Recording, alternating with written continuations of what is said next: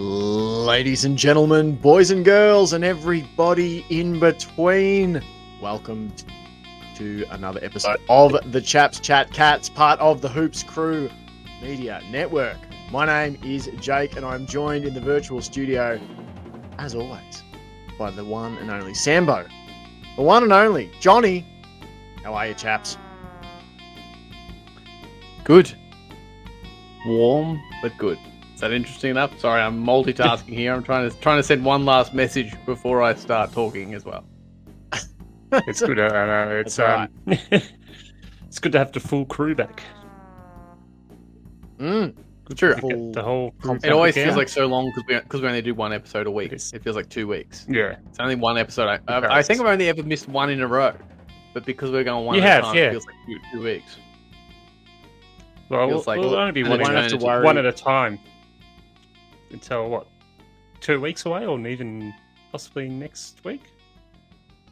I was going to say, Jake, you what won't you have to telling me worry now? too much longer about all that, because we are going to be back to 2 episodes a week in short order.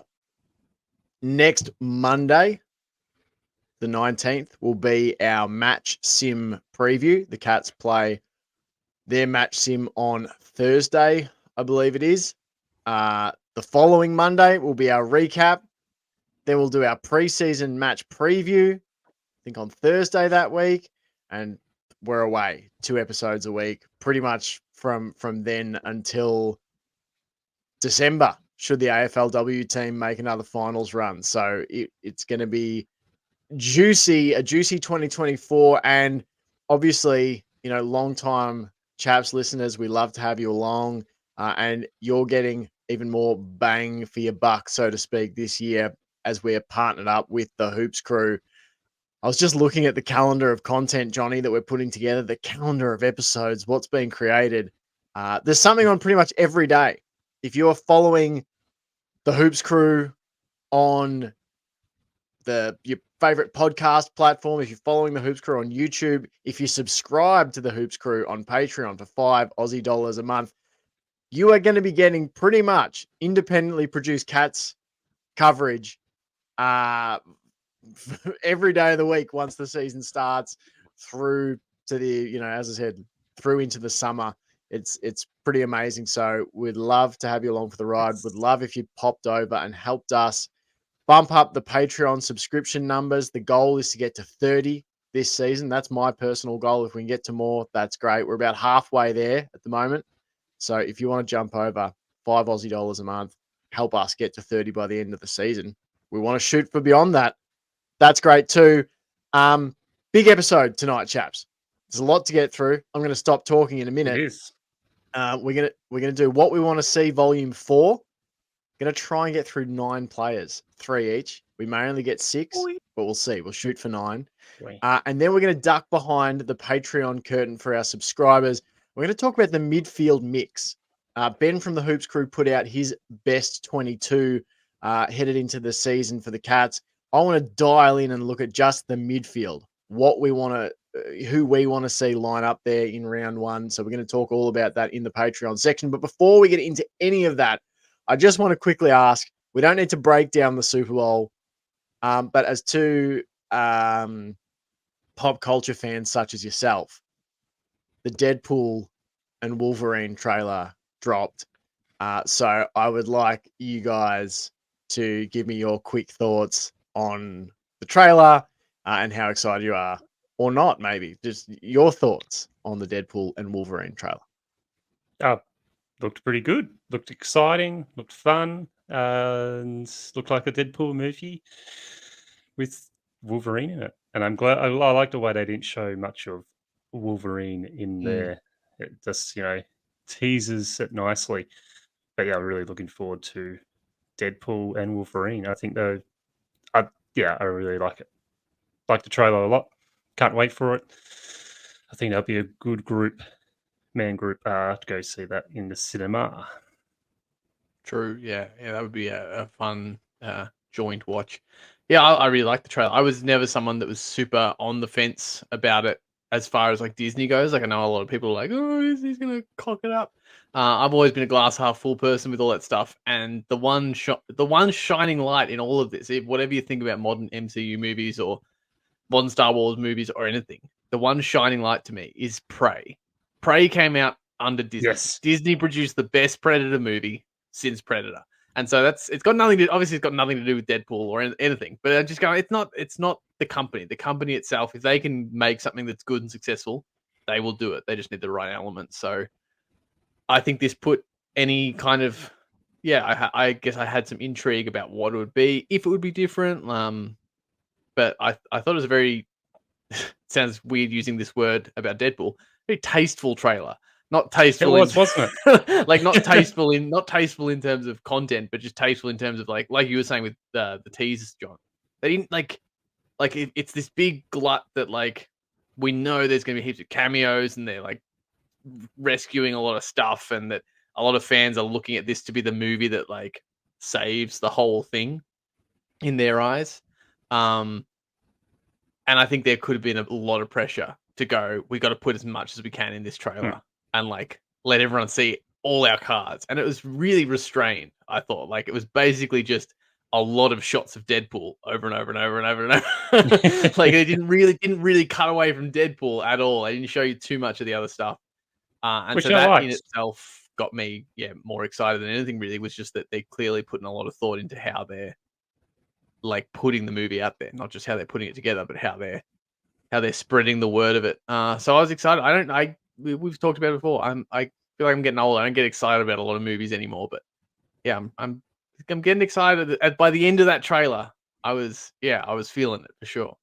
I think seeing Hugh Jackman coming back as Wolverine is enough to get anyone excited, but to also know that it's going to have Deadpool and the same sort of it felt like a Deadpool movie, just done by a different studio, which is the most pleasing. Is it didn't feel any different from the previous two Deadpool movies, so that's a big tick. And then just chucking in Wolverine, and I think them two seem to really feed off each other really well, like on social media when they're releasing all the stuff for the pictures and all that.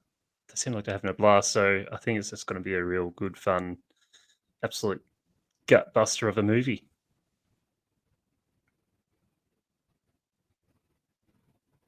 Well, I'm glad I asked that question because you guys had thoughts. You had takes. I like it. Yeah. I had some chills. That's the best way I can describe it. Got a few goosebumps watching that trailer. Great choice of shots. Great choice. Just the way it was edited together. Great choice of music. I'll just put out there that I started tracking the appearances of celebrities in commercials throughout the day, and it ended up a bit of a tie, I believe.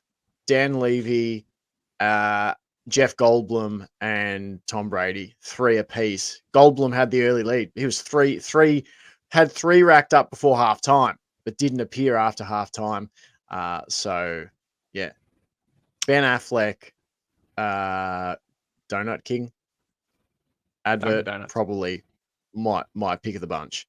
Dunkin' Donuts probably my pick of the bunch. So yeah. Nice.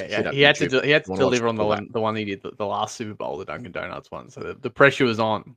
So yeah, I thought he lived up to it. Lovely chatting about all that. But now let's move on to what we want to see in 2024. Sambo, I'm going to go to you first. That's right. Well, you're going to get that, John. I can guarantee it. You don't even have to stress about it. It will be there. Let's get into this. Let's you don't have to keep it like 30 seconds, but let's just go a few minutes for each one. Doesn't have to be massive. But what we want to see in 2024, and Sambo, you are going to get us started off with a midfield player for the Cats. We're going to be talking about a bunch of these players later behind the Patreon curtain. Tom Atkins. What do you want to see from Tom Atkins in 2024? Well, I mean, I'm once again, it'll be interesting to see how, because we talked about it with Holmes last week, how my feelings about his year last year relate to like statistically and whatnot. I guess I'd like to see a little, like, I'd like to see him reaching his best more consistently. I was going to say be more consistent, but that sounds like, I don't know, like he had some really terrible days and I don't know, just like he was unreliable. It wasn't so much he was unreliable. I think he was a pretty reliable sort of, if you're looking at him to be your sort of third or fourth string in the midfield. But I do think that Atkins has the potential to be one of those top two midfielders, like one of your just absolute game changing kind of guys. And I don't feel like he reached that level as much as I think he can. Not as much as I think he should or I want him to or any of that kind of stuff. But just as far as his ceiling goes, I don't think he pushed that real upper echelon as often as I'd like. I think he had some really standout games and even some standout strings of games where, he went 2-3 games in a row of like looking like he was just ready to rip it open. And so that's, I mean, that basically is 30 seconds. Maybe I did keep it to 30 seconds. That's really all I want. I don't want to see necessarily anything we haven't seen from him before. Like, I think we've seen the kind of stuff he can do. I just want him to be doing that, like his very best, his best output, not effort wise, but output wise. I want to see him cracking that just more consistently, sort of 4 out of 5 games at a time. I really like that. And just to throw a couple of stats, this actually blew me away. Last year in a year it was pretty down for our midfield. Average 19.4 disposals per game. That's probably lower than you'd like. You'd like to see him get up over the 20 mark, but 7.6 tackles per game and 5 clearances per game. His career average total is 2.5 clearances per game. So if you take away last year's, that'd be even lower. But even if you include last year's as well in that average, it's double last season on what he's done across the course of his whole career. So massive strides from Atkins. And I agree with you. I think he could legitimately shape himself into one of those top 2 mids for the Cats. I don't think there's anything. Yeah, I don't think there's any reason he can't. Johnny, you're next man up. Bring it on. Not necessarily a midfield player. A player plays a little bit through the middle of the field at times. But a player who was doing a lot of setups last season. I want to know what you want to see from Gryan Miers in 2024. The old Gryan Messi. I'd like to see him continue on his form from last year, where he was setting up a lot of goals, doing a lot of really hard work in that, half forward area, and continue on that. But also just probably go and kick himself a few more goals this year. I think it was very unselfish last year, which is really good as a team. But also I think he could have probably kicked a few more himself. So continue on with his really excellent craftsmanship up forward in getting the ball into the hands of our full forwards, but also taking a bit of glory for himself. Take some glory. I think he definitely deserved it last year, and I think he'll deserve it this year. And like, to go by the stats, again, he had a pretty fantastic year.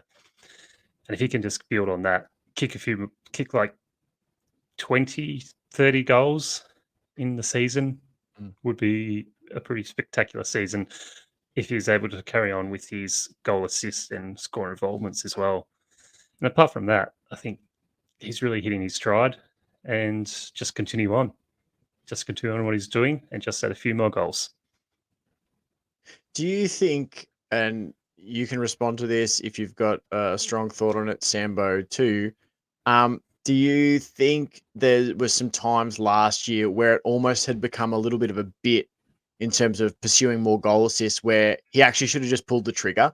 He should have just backed himself like, I'm just going to have a shot here. I'm not going to worry about racking up another assist. And that, like, sometimes might have led us into some trouble trying to manufacture more assists. Could have been at some points. And that's where I think if he just, backs himself and goes for the goal, then that'll be fine. If he misses, he misses. But I'd rather see him rack up a few less goal assists and kick a few more goals. especially if our full forwards Yeah. aren't kicking goals themselves. Take that responsibility on yourself. Yeah, no, for sure. And I mean, his output was outrageous. Like his previous best goal assist was 19 in 2022. He had 41. His tackling was up as well. I think when you look at his average, not like huge. It wasn't like he was up one whole tackle, but it was up. His clearances were up. 1.83. His previous best was 1.6. So and as far as his disposals too, 19 per game. His previous best was 15 and a half. So yeah. Career best. Yeah, for Career Gryan. best. Johnny wants to see him Just slot a continue few on. more snags. No, and I agree. That leaves me with my first one. It's what I want to see from Sean Ollie Dempsey, apparently. Let me just fix that banner for the for the podcast listeners. I've just added a name for him there, Sean Ollie. Sean Ollie. So what do I want to see from Sean Ollie Dempsey? From Ollie Dempsey this year, this is a really tricky one. So I watched lots of Ollie Dempsey last year in the VFL. Played, I'm just trying to do the math off my head, like 14 games, I think it is, in the VFL last year. And, you know, racked up a lot of decent games. You know, some standouts. He only had 7 touches against Carlton in round 1, kicked 3 goals. But then, you know, 21 touches against Gold Coast, 27 against Box Hill, 23 and a goal against Werribee in a win, 27 and a goal in a win over Port Melbourne, 25 and 3 goals against Frankston, 32 and 1 goal in a loss to the Casey Demons, 22 and a goal against the Lions, 29 touches, 5 goals, 3 in a win over the Bull Ants, and 23 touches and 2 goals in a win over the Giants. What I want to see, I guess, and it's more of like, it's not a specific thing. It's, I want to see what role Ollie Dempsey finds for himself at the next level. Because right now, there's so much he does well at the VFL level. Like he dominates so often, whether it's on the scoreboard, whether it's just in touches. He's an extremely clever player. He's willing to lay a tackle. He's willing to rack up clearances. He's even taken some nice intercept marks at times in games I've watched. But it's been a struggle for me to see who he's going to push out to get into the AFL team. So I guess I don't have the answer of where it is, because in some ways I think Gryan Miers, the player we just talked about, sort of plays a role that you would actually love to see Dempsey play, in that like clever distributor. You want Ollie Dempsey being the guy with the ball like 60 meters out from goal, and he's the one that's hitting up clever leads, a little bit like Stevie J used to do, just super clever, pulling a kick across the body or whatever. So that's what I want to see. Is I want to see how he goes about pushing his way into the AFL team and whether he's able to do it. I know that's a little bit esoteric, but it's basically because I don't have an answer. I don't exactly know how he's going to do it. I think he's an extremely skilled player. I would say if say Gryan Miers keeps up his play, like I don't hate the idea of Ollie Dempsey potentially playing like wing or half back as a way to get him in the side. Because I think his ability to read the game and float around and mark is actually pretty damn good. And I think he'd then be a good player to get involved in the attack out of defense. But that's just a bit left field. So what do I want to see? I want to see it revealed to me how Ollie Dempsey goes about finding his way to more AFL time. Because it's been pretty limited so far, despite dominating in the VFL. All right. Nice. Sambo, we're back to you. We are. And I want to know what you want to see from Tyson Stengle. Tyson Stengle. I've added another. I don't know how I keep doing this. Oh. I've added another name to a player. I need to go through these while you guys chat, obviously. Tyson Stengle. Not What I would like to Tyson see Stengle. is Tyson Stengle legally change his name to Sam Stengle in my honor. I think that's actually a pretty cool name. It's not bad. Sam Stengle. Maybe I'll change Sam my Stengle. name to Sam Stengle. That's right.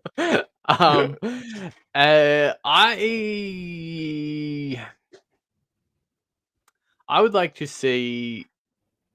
I'm just a real risk of repeating myself here as far as Tom Atkins as well, because Sure. I feel like Tyson Stengle had a similar thing. I think Tom Atkins was more consistent and probably able to impact more games more often than Stengle.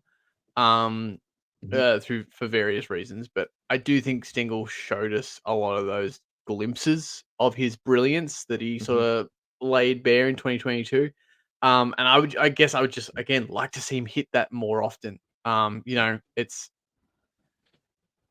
It's tough, I suppose. I like what you said, Jake, about Dempsey, because you're kind of very looking forward, basing it on current facts and looking forward. I feel like I'm always looking back, like going, what do I want to see compared to last year. And so it's a little bit hard because last year was pretty much everybody. You kind of like 90% of the players. You kind of want to go. I want to see them just have a chance to give it more of a crack. It's like either injuries or just because as far as Stengle goes, like I think it was partly just what was around him. Like I don't really necessarily blame him too much. Like our forward line was just such a shambles all year with players in, out, players, half a Hawkins for a few games at the start. No Hawkins for a bit, no Cameron for a bit, half a Cameron for a bit. No Rowan here and there. Like it was very the only consistent player in the forward line really was Henry. And even he missed a game or two, didn't he? With the with a pretty testicular injury rupture. Yeah, so but I think he was the most consistent, but even he missed games. So I think a lot of that is what we're looking at with Stengle, whereas I think he just couldn't get the consistent minutes with a consistent group of players around him. And I think of all the players, as much as I do push back on, premiership hangover a little bit, I think of all the players that would be prone to it, I think it probably would be him because of the way he kind of like him and any of the other players that kind of just started last year, but like he kind of had that like that what's the word? Just blessed. Like he's had a hard road prior, but over the last couple of seasons, since he started at Geelong, it kind of like walked in, had a little bit of a warm up, and then just absolutely blew the gates open and won the premiership. Like it would be hard to go, okay, so what do I do in a normal year that's not this sort of just like culmination of decades of momentum and hard work. So I think it's fair enough. But what I would like, all that being said, I just would like to see Stengle being able to stand on his own 2 feet and put in that work and get the results, regardless of who's come in, who's gone out, who's around him, and just be able to build a bit of a base of performance based on his own, undoubtedly like elite skill. I'm just gonna. It's nice to remind ourselves how well he started his career at the Cats. Round 1, 2022, had 20 touches and kicked 4 goals, 3 against Essendon. On his way to kicking 53 goals, 27 in his first season. Now, he kicked 27 goals, 9, and this is what I'm interested in from 2023. I just averaged it out. 25 games in his inaugural season with the Cats, he averaged 3.2 scoring shots per game. Last year, with the midfield and the supply maybe a bit down, he averaged 1.8 scoring shots per game. So his scoring output total was halved. Going from 80 scoring shots from 25 games year one to 36 scoring shots from 19 games, it's a sizable drop off, and you can't help but think that maybe he if the midfield supply gets up again with a bit more quality, that might help him as well. Because I feel like, I don't know, but like, our ability probably to keep the ball inside the forward 50 for longer probably favors Stengle to find scoring opportunities, where there were so many times last year where it bounced straight back out. so he wasn't allowed so much to lurk around packs and rove and snap and that sort of thing. So no, I like all that you've said there. Definitely. Sambo. I agree. All right. Different position now for you, Johnny. Different age bracket as well. I want to know what you want to see from Mitch Duncan in 2024. Duncan, Mr. Dunk Dunks. Mitchin. Johnny Mitch Duncan. Mitchy Duncans. Duncan the Mitch. Well, he's been pretty M. Dunk. consistent his entire career. I like his role on the halfback, sort of that, quintessential stopper as we used to have in the Rovers for soccer. I think he plays a really important role there, and I like to see him just continue his position there, where he plays like the sort of like a quarterback type leader who sees the play as it's happening, Ding ding. and then intercepts at important times, or is that relieving player for players coming out of defensive areas, and then he can also set up players alongside Zach Tui. So I'd just like to see him continue on there. I don't think we need to see him getting fully involved in that midfield area straight away. I think if he hangs back, controls that half back with Tui, and then you got Thomas Stewart in the back line as well, along with SDK. And if all those guys start setting up really well, I can really see Mitch Duncan really leaning into. I'd like to see him lean into that more setting up the play going forward, like where he's the one that launches from halfback, kicks it along to a player, runs forward, and then is able to do what he does best and pinpoint Hawkins or Cameron or Ollie Henry on the chest, because he's a absolute brilliant kick when he's at his best.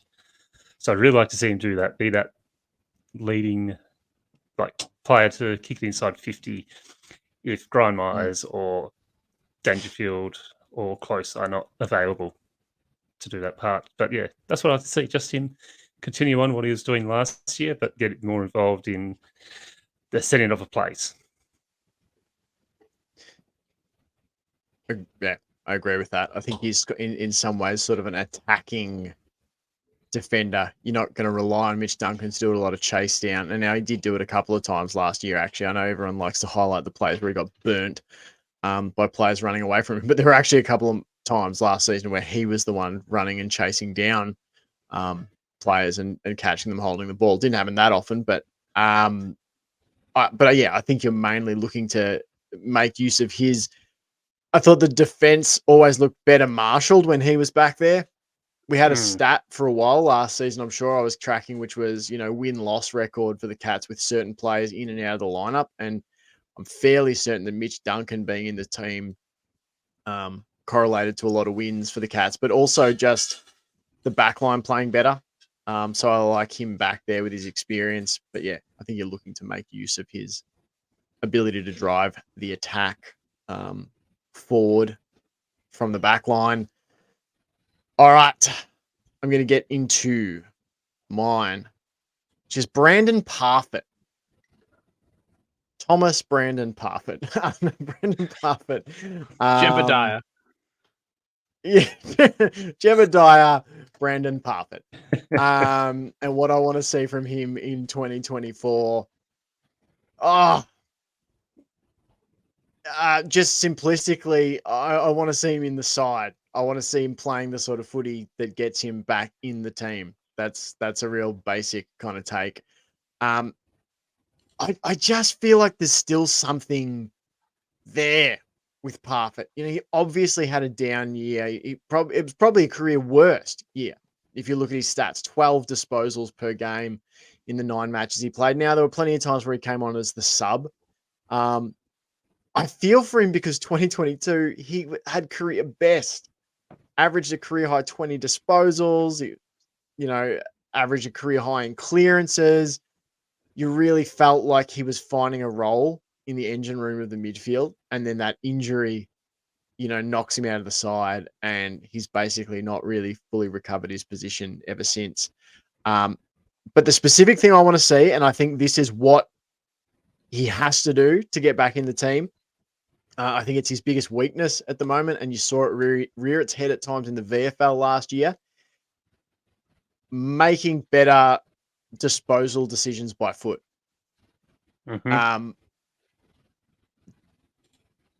Parfitt really, he's one of those classic players where he wins it, slaps it on the boot, and kicks it forward. And look, sometimes that's actually fine, because sometimes he can actually drift into the opposite end of the spectrum where he has the ball in an uncontested situation and he waits and he waits and he waits, and the player presents and he waits, and then he tries to hit it. And by that time, the defender's caught up, the ball gets broken up, it's a turnover, or, it's just outright intercepted, whatever. So, like, he's just got to, for me, I want to see him find that better balance of the decision-making by foot. Now, obviously, by hand, he's good. He can win the ball. He can ship it out to someone on the outside really quickly. But it's when he's got the ball by foot. I even sometimes wonder if they need to help him in the way they did with Ted Closey last season. Closey was a player who came into the side in the VFL who needed to work on his decision-making by foot. And I felt like they put him in position to do that by lining him up sometimes in the half back. Just plenty of times, I guess, where he got uncontested footy and was then forced to look upfield and make that next decision of where he was going to link the play. I feel like Parfitt could need that, but that's what I want to see from him. Just an improved level of decision-making when he's kicking the ball, knowing when to hold it, knowing when to let it loose. And I think if he does those things, then his natural ball-winning ability, will help him earn that spot in the side, and a better kicking efficiency will help him keep it. So that's what I want to see from Brandan Parfitt. 2024. Nice. I love it. Doing well here, boys. Doing well here. Doing very We're well. back to the top of the order. Sambo, another midfielder. I want to hear what your thoughts are, what you want to see from Tanner Bruhn, the former GWS Giant, in his second year at the Cats. Oh, that's a really, really interesting one. I think, as much as I said I didn't want to look backwards too much. I think to look at last year, I don't really have too many issues with last year. I felt like I heard a lot of extremes with Tanner. Either people were like, he's the second coming of Joel Selwood, like he's the saving grace of this team. He's just gonna, he's gonna lift the whole the second half of this season. He's just gonna find his gear, and then I also heard like the opposite. Like what's he doing? Can't string 3 passes together. Blah blah. Like really kind of like negative, sort of unloading on him when maybe he wasn't doing the former and lifting the game on his shoulders. I think it was a pretty good,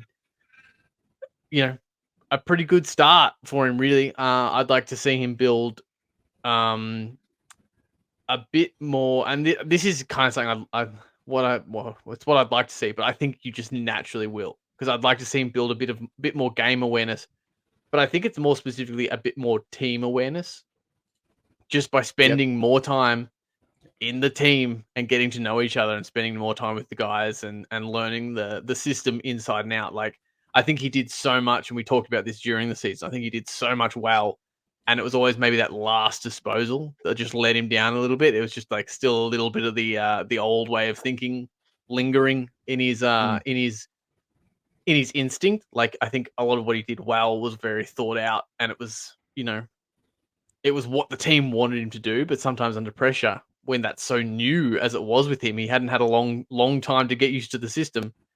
Those things can kind of fall by the wayside in a high pressure situation. So I think you just automatically will see that this year. I think he's going to look way more comfortable in the team and in himself. I think he's going to have a lot more awareness. I think his final decision making is going to be a lot better, and that will allow him just to play on instinct a lot more easily. So I think that's what we will see, and it is really all I want to see. I don't really have any pie in the sky hopes or dreams for Tanner. I want him to just I just want him to be able to be a young footballer finding his way into the system and gradually, but like definitely starting to impact the team, impact the games in a more positive manner more often. And I think it's kind of a no-brainer that we will see that to some degree. I love it. Couldn't agree more. Definitely. It's interesting to look at his first part of the season, his tackle count 4, 3, 1, 3, 6, 2, 7, 6. It's only what 2, maybe 3 times he failed to clear 4 tackles in the second half of the season. 12 against the Dogs. I think, you look at some of his best games, 1 goal, 15 touches, and 12 tackles in the win over the Dogs. He played a really good game in the last match against Collingwood. 18 touches, 5 marks, 6 tackles, 7 clearances. I thought you definitely saw signs of him starting to put together a more midfield-based skill set. And we talked about that remember the what did we call that? The player focus. Yep. The Patreon player focus section last year when we talked about Tanner Bruhn. Like, he was getting more of the ball playing for the Cats. Like, he was having to, with the Giants, he had such a small sample size of like having the footy. He averaged 7.8 disposals year one at the Giants, 11.9 the following year. And then last year, 16.3 disposals. His disposal efficiency falls down a bit, and everyone's like, "Oh, he can't use the footy." I think it's just that thing of like, you're just seeing a young player having more of the footy, and so there's more opportunity to do good things. There's more opportunity to do, to muck things up as well. So I think it's sort of. I'm with you. I'm really optimistic. It sort of shows what experienced players can do to a young guy, unlike a group of young guys trying to learn off each other. Sort of like we mentioned that before. Get some senior guys into your team, some young guys into your team, and the young guys are going to learn pretty fast of what it takes to be in the AFL and what they need to do to be in this team. And I think, I absolutely agree with Sam. I think he's going to just rise to that next level, and we'll see a pretty good Tanner Bruhn.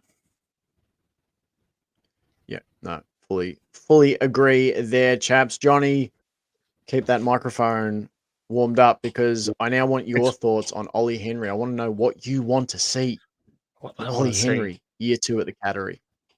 Year 2. I want to see Ollie Henry stake his claim in that forward line and really start challenging Hawkins and Cameron as the number 1 forward player in the team. I want to see him really pushing Cameron and Hawkins out of the way, saying, "No, this is my area. Get out of my way. I'm going to take this mark. I'm going to claim it. I'm going to kick the goals." I just want him to start asserting himself a bit more. I felt like he did it well last year, and he really gelled well with the whole forward line.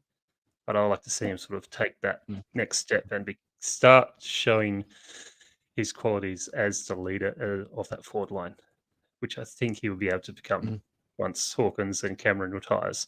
So I'd like to see that creeping into his game now, really start challenging them too for the best positions, for the best lead outs, for the best kicks from the midfielders, and just start putting your claim in that forward line as number 1 forward.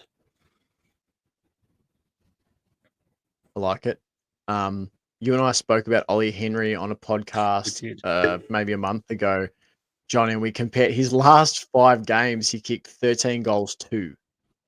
So, for a player that had sections at time last season where he was, struggling for accuracy, he ends the season 2 goals straight in a loss against Freo, 4 goals straight in win over Port, 4 goals straight in that close loss to the Pies. Didn't kick a goal against St Kilda, but I think he may have actually gone out injured in that game from memory. Could be wrong there. Then 3 goals, 2 to finish the season against the Dogs. I think he's got so much potential. 41 goals, 20 in his first season at the Cats. Not bad for a VFL player from the Pies. All right. Last one. Last cab off the rank, and it's me. And I feel like this is actually quite a tricky one. It's what I want to see from Jack Bowes. Not Peter. Peter Jack Bowes. 2020. Peter Jack Bowes. A little bit. Bloody Colin. I couldn't. I mean, he had all day to set up these slides. Can't get the job done. You know, we're in the midst of a big merge, you know, with the Hoops crew and our producer just, you know, mucking up basic things like, you know, getting the branding right. Jack Bowes, I was a player that I was so consistently out of line with what other people thought of his performance. There were so many times last year where I was like, holy crap, Jack Bowes really pushing for my votes today. You know, and then other people were like, we have to drop Jack Bowes. He's costing the side. What is he even doing? And I'll be like, holy crap, are we watching different games? And then conversely, you know, he'd have a game where he'd rack up a bunch of easy touches and I'd be like, pretty unimpactful match. Sort of butchered the ball at times. And people would be like, oh, he had a fantastic game. This is what we want to see. So like Jack Bowes is a confounding player to me, mainly because I always seem to be off where other people are on him. Consistency for me. I think at his best, Jack Bowes is a really good link player for the Cats. Like, I feel like there were times last year where what I love was he would take players on. You know, he'd try and break a tackle, and at his best, he would do it. He would break the tackle, get his arms free, get a ball out, or he'd spin past someone. And at his worst, he would run into obvious holding the ball situations. He would horrifically turn the ball over by foot. It was just sort of so up and down. Like you've got games, 20 disposals on debut against Carlton, 3 clearances and 5 tackles, 22 touches in the win over Hawthorn, 25 touches against North, 21 touches against Essendon, 24 touches against Brisbane, all those games in a row. But then you got games like 3 touches against Essendon, 5 touches against Port, 3 touches against Sydney, 7 touches against Fremantle. It was just so up and down, I guess, for Jack Bowes. So I kind of put him. I think he needs. I was going to say more consistency. I'm actually going to say, unlike Atkins, Sambo, where you're like, we've already seen what his best is, and we need to see it just more often. We want to see it, you know, instead of 2 games in a row, we want to see it 4 out of every 5 games or something. I think Bowes still needs to discover what his best football is. I don't think we've seen it consistently yet. So that's what I want to see, I suppose. I want to see Jack Bowes discover what he does best. Because at the moment, I feel like there's parts there. You know, he's a player, I kind of can see it. Can sort of see it. You see it in patches. You know, he'll have a quarter where he'll have like, you know, 8 or 9 touches. And you're like, oh, I get it. He's figured it out. And then it's just gone.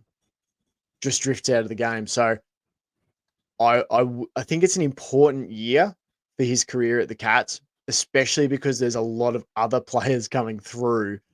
Like, he doesn't have the benefit of being 19 and this being his second year in the side. He's 25. And it's his second year in the team, and you just don't get as many chances. So I think it's an important year. And so that's what I want to see. I want to see what Jack Bowes' best footy is, because I don't think we saw it last year. So that's what I want to see. Is you sort of need that proof of concept now of like, that's the best Jack Bowes game. That's what we want. I think we've only seen that in quarters so far. We did it. We got through 9 players. 45 minutes. Good work, lads. We happy with that? Well, bloody done. Again, feel like I've learned something. Starting to look forward to focusing on these players going into this year, this season, which is absolutely coming up fast. It is. We're going to open next week's show we're going to at least include in next week's show which players we're most excited to see lining up. So you can start having a think about that. Because I put this question out on Twitter, a lot of Cam Guthrie's. A lot of people saying that the player that I'm most excited to see run out, Cam Guthrie. Nice. Yeah, we had Cam Guthrie. We had Conway. Conway was definitely what we've got. Conway, Stanley, Cam Guthrie, Jai Clark, another one. So there's a bit of a theme there. So we'll talk about which players we're most excited to see and all of our preview thoughts heading into the first match sim of the season. But right now we're going to duck behind the Patreon subscription curtain and we're going to talk about who we think is best fitted to be in the midfield mix. Oh boy. For the Cats in 2024. So if you'd like to do that with us, please subscribe on Patreon. We'd much appreciate it. If you're listening to this, make sure you're subscribed in your favorite podcast player, whether that's Spotify or Apple Podcasts. If you want to go give us a 5-star rating and a review, that would be absolutely fantastic. If you're watching on YouTube, hit that subscribe button, hit that notification bell so you know when all the great content from the Hoops crew is coming out. Until next time, though, go Cats! Go Cats!